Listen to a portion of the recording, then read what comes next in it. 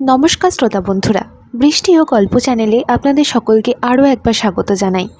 আশা করি সবাই খুব ভালো আছেন এবং অনেক অনেক বই পড়ছেন। আজকের গল্প নরেন্দ্র দেবের লেখা মন্টির মা। গল্পটি শেষ অবধি শোনার জন্য অনুরোধ রইল। শুরু হচ্ছে মন্টির মা।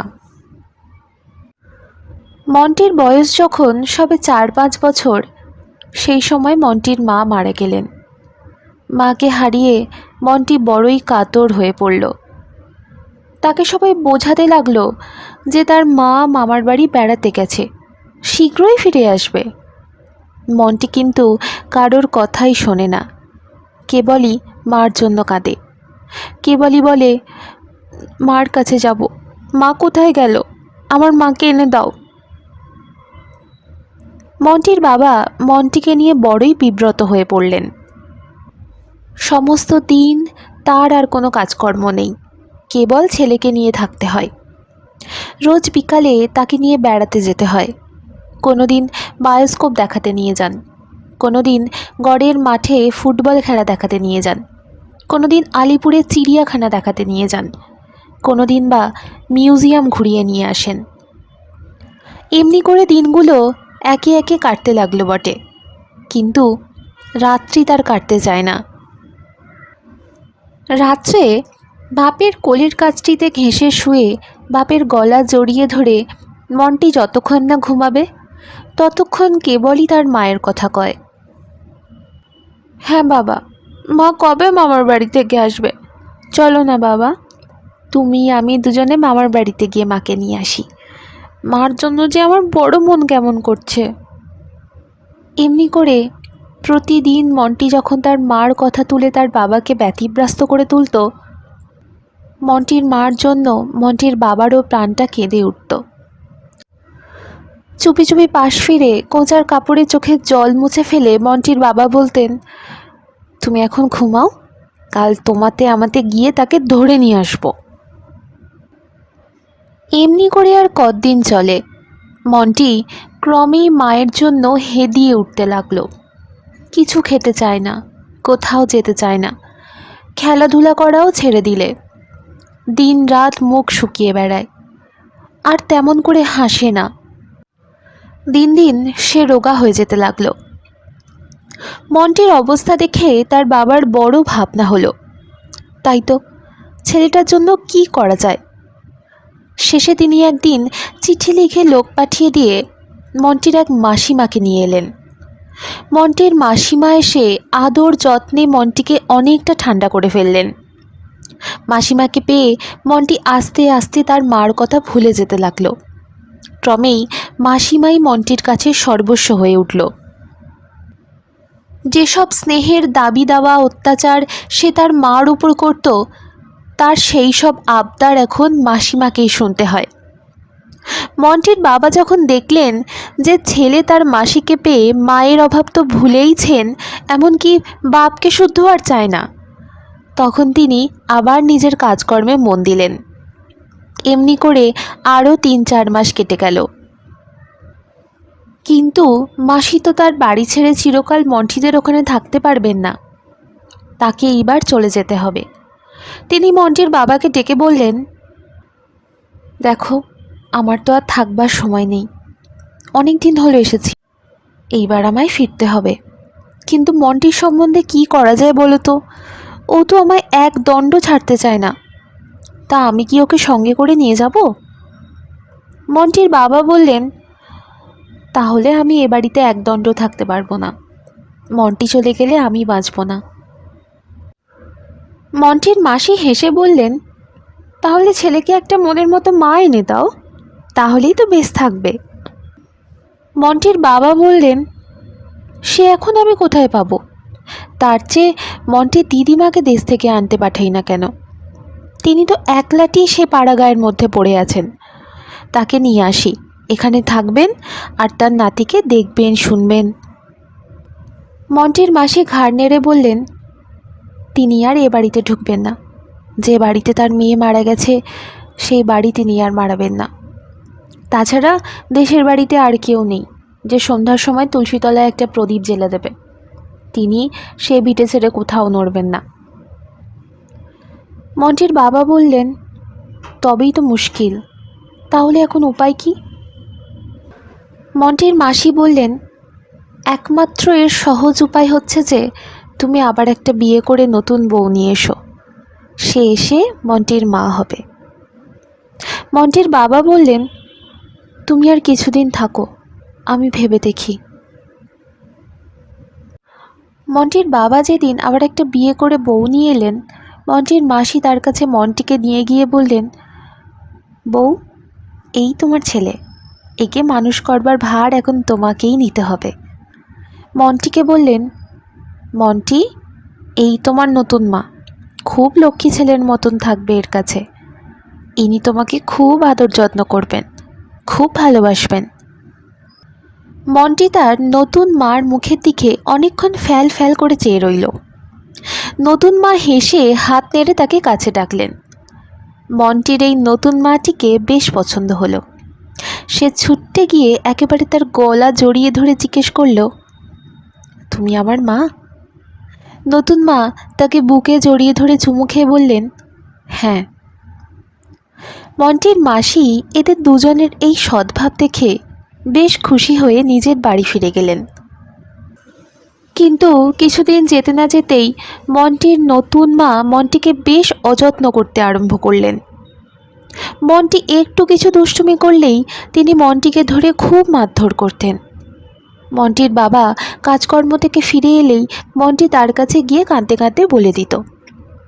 মন্টির বাবা প্রথম প্রথম মন্টির দিকে হয়ে তার নতুন মাকে খুব বকতেন এবং মারধর করতে বারণ করতেন। এতে কিন্তু আরও উল্টো ফল হতো। মন্টির বাবা বাড়ি থেকে বেরিয়ে গেলেই মন্টির নতুন মা তাকে আরও বেশি করে শাসন করতেন। পেট ভরে তাকে খেতে দিতেন না, কথায় কথায় উঠতে বসতে দাঁত খিঁচোতেন, খুব মেরে ধরে ঘরের ভিতর সমস্ত দিন চাবি বন্ধ করে রেখে দিতেন। মন্টি বেচারি কেঁদে কেঁদে ঘুমিয়ে পড়ত। একদিন সে ঘুমাতে ঘুমাতে স্বপ্ন দেখল যে তার পুরনো মা এসে যেন তাকে বলছেন, মন্টি, আয়, আমার সঙ্গে তোর মামার বাড়ি গিয়ে থাকবি, এখানে আর থাকিসনি। মন্টি ঘুম থেকে উঠে তাড়াতাড়ি মা মা বলে ডেকে ঘর থেকে বেরোতে গিয়ে দেখল ঘরের দোর বাইরে থেকে বন্ধ করা রয়েছে। সে তখন ভয়ঙ্কর চেঁচামেচি করতে লাগলো, দরজায় লাথি মারতে লাগলো। তার নতুন মা তার এই কাণ্ড দেখে ভয়ঙ্কর রেগে এসে দরজা খুলে তাকে টেনে বার করে মারতে মারতে বাড়ি থেকে তাড়িয়ে দিলেন। মন্টি বাড়ির সদর দরজার কাছে দাঁড়িয়ে দাঁড়িয়ে কাঁদতে লাগলো দেখে তিনি সদর দৌড় বন্ধ করে দিয়ে উপরে চলে গেলেন। মন্টি দৌড়ের ধারে চৌকাঠের উপর আছড়ে পড়ে কাঁদতে লাগলো, ও মা, দৌড় খুলে দাও, তোমার দুটো পায়ে পড়ি, আর আমি দুষ্টামি করব না। কিন্তু কেউ তাকে দরজা খুলে দিল না। তখন ঠিক দুপুরবেলা, রাস্তায় লোকজন কেউ চলছিল না। বেচারি একলাটি সেইখানে পড়ে কাঁদতে কাঁদতে রাস্তার ধারেই ঘুমিয়ে পড়ল। মন্টি যখন ঘুম ভেঙে গেল, সে জেগে উঠে দেখল যে তার সেই পুরনো মায়ের কোলে সে শুয়ে রয়েছে। আহ্লাদে গদগদ হয়ে সে তার মার গলা জড়িয়ে ধরে বলল, মা, তুমি এসেছো? এতদিন কোথায় ছিলে? তুমি আমার লক্ষ্মী মা। নতুন মা বড় দুষ্টু, আমি তোমার কাছে থাকবো। মন্টির মা বললেন, সেই জন্যই তো তোমাকে আজ নিতে এসেছি, চলো, তুমি আমার সঙ্গে চলো। মন্টি আনন্দে নাচতে নাচতে তার মার হাত ধরে এগিয়ে চলল। মার সঙ্গে গিয়ে মন্টি ট্রামে উঠল। ট্রাম হ্যারিসন রোড দিয়ে বরাবর হাওড়ার দিকে চলল। হাওড়ার পোলের সামনে ট্রাম থেকে নেমে সে মার হাত ধরে হাওড়ার পোল পার করল। মন্টি এর আগে কখনো হাওড়ার পোল দেখেনি। পায়ের নিচের গঙ্গার অগাধ জল, তার উপর এই প্রকাণ্ড পোল ভাসছে। পোলের ওপর দিয়ে যেতে যেতে মন্টির খুব আহ্লাদ হচ্ছিল, আবার ভয়ও হতে লাগলো। যদি সে পা ফসকে জলে পড়ে যায় তাহলে নিশ্চয়ই ডুবে যাবে। সে মার কাছে খুব কাছে ঘেঁষে তাকে কত কথা জিজ্ঞেস করতে করতে চলল। পোল পার হয়ে তারা হাওড়া স্টেশনে এসে রেলগাড়ি চলল। রেলগাড়ি চড়ে মন্টির কী ফুর্তি! রেলে চলতে চলতে রাত্রি হয়ে গেল। মন্টির মা মন্টিকে কত কী খাবার দাবার কিনে খাওয়ালেন। খেয়ে দিয়ে সে মার কোলটিতে মাথা রেখে শুয়ে গল্প শুনতে শুনতে ঘুমিয়ে পড়ল। ভোররাত্রে যখন মন্টির ঘুম ভাঙল, তখন মায়ে পোয়ে তারা গরুর গাড়ি করে সুখপুর গ্রামের পথের দিকে চলেছে। মন্টি জিজ্ঞেস করলে, মা, এ আমরা কোথায় যাচ্ছি? তার মা বললে, তোমার মামার বাড়িতে। এই জায়গাটার নাম সুখপুর। তোমাকে আমি তোমার দিদিমার কাছে নিয়ে যাচ্ছি। মন্টি একথা শুনে ভারী আনন্দ হলো। অনেক দিন সে দিদিমাকে দেখেনি। দিদিমা তাকে কত আদর যত্ন করবেন, কত ভালোবাসবেন। সুখপুরে সে নিশ্চয়ই সুখে থাকবে। সকালবেলা সূর্য ওঠার আগেই তাদের গরুর গাড়ি একখানি সুন্দর পরিষ্কার কুটিরের সামনে এসে দাঁড়ালো। মন্টির মা মন্টির হাত ধরে তাকে গাড়ি থেকে নামিয়ে গরুর গাড়ির গাড়োয়ানকে ভাড়া দিয়ে তাকে বিদায় করে দিলেন। তারপর মন্টিকে সেই কুঠিরের বন্ধ দ্বারের কাছে ছেড়ে দিয়ে বললেন, তো দিদিমাকে ডাক, দরজা খুলে দেবে। আমি ততক্ষণ ওই পুকুর ঘাটে গিয়ে মুখ হাত পা ধুয়ে আসি। খোকার ডাকে তার দিদিমা এসে দরজা খুলে দিয়ে খোকাকে দেখে অবাক। বললেন, এ কি মন্টি, তুই এমন সময় একলাটি কার সঙ্গে এলি? মন্টি বললে, কেন, আমি তো মার সঙ্গে এলুম। মন্টির কথা শুনে দিদিমা চমকে উঠলেন। সে কি, খোকা এ কি বলছে? তার মা যে আজ 1 বৎসর হতে চলল মারা গেছে, তবে ও কার সঙ্গে এলো? বোধহয় ওর বাবা আবার যে বিয়ে করেছে সেই বউয়ের সঙ্গে এসেছে। তিনি মন্টিকে কোলে তুলে নিয়ে আদর করে বললেন, ও, তুই বুঝি তো নতুন মার সঙ্গে এসেছিস? কই, সে মেয়ে কোথায় গেল? মন্টি সজোরে ঘাড় নেড়ে বললে, না গো না, নতুন মা নয় দিদিমা, আমার মা। আমার নতুন মা বড় দুষ্টু, সে আমাকে আসতে দিত না। আমার পুরনো মা আমাকে নিয়ে এসেছে। মা আমাকে দরজা ঠেলে তোমাকে ডাকতে বলে ওই সামনের পুকুরে হাত মুখ ধুতে গেছেন। মন্টির দিদিমা কথাটা শুনে আশ্চর্য হয়ে বললেন, কই, কোন পুকুরে গেল? চল তো দেখি। মন্টি মহা উৎসাহে তার দিদিমাকে নিয়ে সেই পুকুর ঘাটে গিয়ে হাজির হলো, কিন্তু সেখানে কাউকেই দেখতে পাওয়া গেল না। তখন তার দিদিমা মনে করলেন, ছেলে মানুষ, মাকে হয়তো ঠিক করে চিনতে পারেনি, গ্রামের অন্য কোনো বউ ঝিয়ের সঙ্গে এসেছে হয়তো, তাই বলছে মার সঙ্গে এসেছি।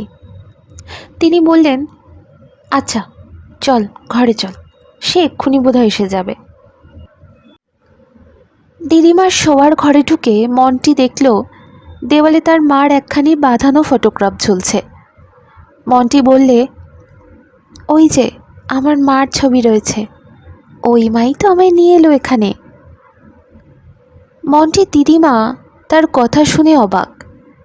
শেষে সমস্ত শুনে তিনি বললেন, আহা, মেয়েটি মরেও ছেলের মায়া ভুলতে পারেনি। ছেলেটা সেখানে বড়ই কষ্ট হচ্ছে দেখে নিজের সঙ্গে করে এনে আমার কাছে দিয়ে গেল। এই ঘটনা নিয়ে গ্রামে খুব হইচই পড়ে গেল। কেউ কেউ বলল, ওটা আগাগোড়াই মিছে কথা, মন্টির মা আজ প্রায় 15 মাস হলো মারা গেছেন, তিনি ওকে নিয়ে আসবেন কি করে? কিন্তু মন্টির দিদিমা ব্যাপারটা ঠিক অবিশ্বাস করতে না পেরে মন্টির বাবাকে খবর দেওয়া উচিত ভেবে তাকে একখান চিঠি পাঠিয়ে দিলেন। তার জবাব এলো যে সত্যি সেদিন মন্টিকে মেরে বাড়ি থেকে তাড়িয়ে দেওয়া হয়েছিল।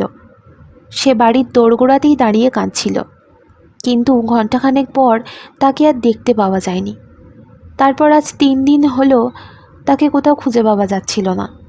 আপনার চিঠি পেয়ে খোকার সম্বন্ধে নিশ্চিত হলুম, কিন্তু মন্টির মার সম্বন্ধে যা লিখেছেন সেটা কি ঠিক? দিদিমা লিখলেন, তার একটা বর্ণ মিথ্যে না, সত্যি মন্টির মার প্রেতাত্মা তোমাদের কাছে ছেলের কষ্ট দেখতে না পেরে নিজের আবার পূর্ব রূপ ধারণ করে তাকে ওখান থেকে এখানে এনে দিয়ে গেছে। মন্টির বাবা এই চিঠি পেয়ে মন্টির নতুন মাকে বললে, এইসব বাজে কথা, মানুষ মরে গেলে আর ফিরে আসে না, এইসব ওই বুড়ির চালাকি। শেষ হলো আজকের গল্প। সত্যি তো, মায়ের ভালোবাসার বিকল্প আর কিছুই হয় না। গল্প পাঠ আপনাদের কেমন লাগলো অবশ্যই জানাবেন। গল্পটি আপনাদের কেমন লাগলো সেটিও জানাতে ভুলবেন না। আপনাদের গুরুত্বপূর্ণ মন্তব্য আমার কাছে অত্যন্ত দামি। সব সময়ের মতো আমার আজকেরও অনুরোধ, দয়া করে চ্যানেলটি সাবস্ক্রাইব করে পাশে থাকবেন। বেশি বেশি করে বই পড়ুন, গল্প শুনুন, সুস্থ থাকুন, ভালো থাকুন। শেষ অবধি আমার সাথে থাকার জন্য অনেক ধন্যবাদ।